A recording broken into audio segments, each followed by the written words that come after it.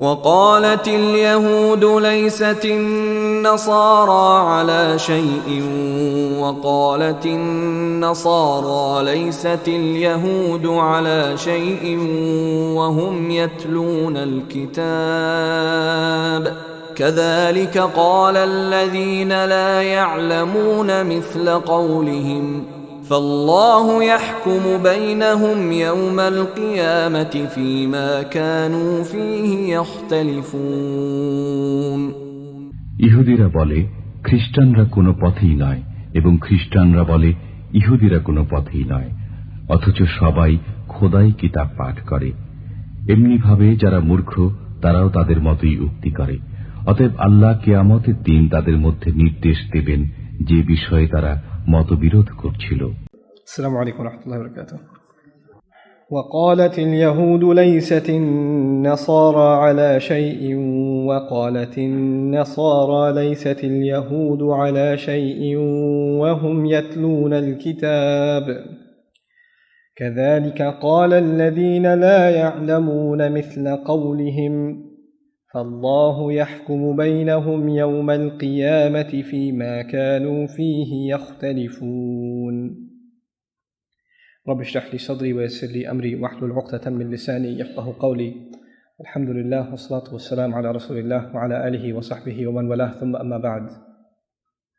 We reached ayah number 113 of Sura Baqarah. Before we appreciate fully the benefit of what Allah is saying in this ayah, a quick reminder of what came in the ayah before. بَلَا مَنْ أَسْلَمَ وَجْهَهُ لِلَّهِ وَهُوَ مُحْسِنٌ. Rather, whoever submitted their face to Allah, meaning their ego, their pride, their entire self to Allah, and they excelled in their deen, muhsin. Ihsan is the ultimate state where one is concerned with everything that they do for the sake of Allah. So you're most conscious of yourself. You're extremely conscious of yourself. That's the point I wanted to highlight before I talk about ayah number 113. Let's look at why. وَقَالَتِ الْيَهُودُ لَيْسَتِ النَّصَارَى عَلَى شَيْءٍ وَقَالَتِ النَّصَارَى لَيْسَتِ الْيَهُودُ عَلَى شَيْءٍ. The Jews said that the Christians, the Nasara, they are based on nothing. They have no basis. They're deeply flawed. وَقَالَتِ النَّصَارَى لَيْسَتِ الْيَهُودُ عَلَى شَيْءٍ. And the Christians said the Jews have no basis. They're flawed religion. وَهُمْ يَتْلُونَ الْكِتَابِ. And it's ironic that they both are the ones that are reading the book. And what Allah is highlighting here is they're reading the same book, Al-Kitab. They're not two different books. Because what was given to Isa alayhi salam is a completion of what was given to Musa alayhi salam. Even in the Christian tradition, the Old and the New Testament, right? وَهُمْ يَتْلُونَ الْكِتَابِ. Now the thing here is they're obsessed not with themselves but with somebody else.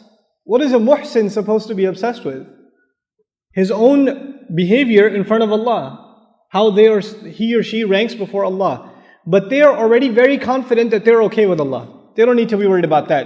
When you're so clear that you yourself are saved, you yourself have already attained righteousness as high as it could go, then obviously your mental pursuit will not be about how to better yourself. You'll only be concerned with what to point out about others. So now they're obsessed with pointing out things about others. But in the previous ayah Allah mentioned, no, you have to reach the state of ihsan. وَهُوَ مُحْسِنٌ فَلَهُ أَجْرُهُ عِنْدَ رَبِّهِ وَلَا خَوْفٌ عَلَيْهِمْ وَلَا هُمْ يَحْزَنُونَ. The other interesting thing here is Allah didn't negate what they said. One group said, the Jews said Christians are based on nothing, they have no basis. The Jews said the Christians have no basis. And it's like Allah is agreeing, sure, you're both right. He doesn't disagree with either one of them. وَهُمْ يَتْلُونَ الْكِتَابِ. And yet it is they who read the book. Here's something else that Imam al-Alusi rahimahullah pointed out. Is that in this part of the ayah, it is they who read the book. In other words, they read the book only to find out who is not based on anything. They have no basis. So they're reading their book and trying to find evidence, proof, that the Christians are deviant. And the other is trying to find out evidence and proof that the Jews are deviant, and that's their entire religion. Their entire religion is just finding out proofs for who makes what deviant. Sound familiar? Right? When we reduce Islam to just this practice. Just saying, this group, they're based on nothing. That group, they're based on nothing. And what's your proof? My proof is here in the book. Look at this ayah. Because of this ayah, these people are deviant, those people are deviant, these people are going to hell, those people are going to hell. This is the exact opposite of what you're supposed to be doing. And so this practice is a practice of ignorance. So look at how the ayah ends. كَذَلِكَ قَالَ الَّذِينَ لَا يَعْلَمُونَ مِثْلَ قَوْلِهِمْ. This is just like the speech of those who knew nothing. They said things exactly like this. People that were totally ignorant said exactly similar kinds of things. It's interesting, Allah compares people who read the book. Now people who read the book are obviously knowledgeable. And in the same ayah, He's comparing them to people who have no knowledge. Obviously, if they have no knowledge, it means they read no book. In other words, He's saying even though they read the book, they are still ignorant. They still don't have any knowledge. They don't have the knowledge they're supposed to have.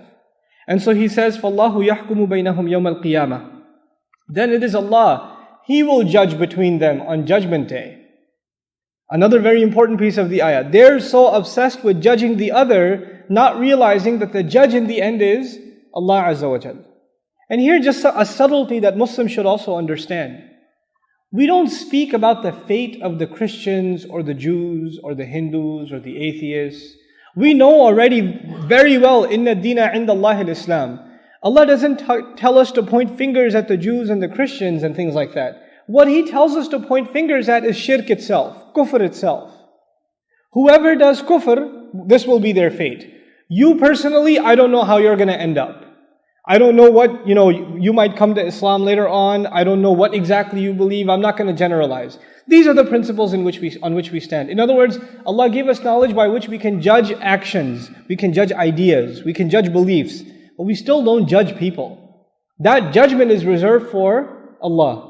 That judgment even is reserved for Allah. So Allah says Allah will be the one who judges between them. فَاللَّهُ يَحْكُمُ بَيْنَهُمْ يَوْمَ الْقِيَامَةِ. Allah will be the decisive judge between them on Judgment Day. فِيمَا كَانُوا فِيهِ يَخْتَلِفُونَ. In all of the things they used to be disagreeing about. All of those disagreements will be resolved. All of them will be dealt with clearly.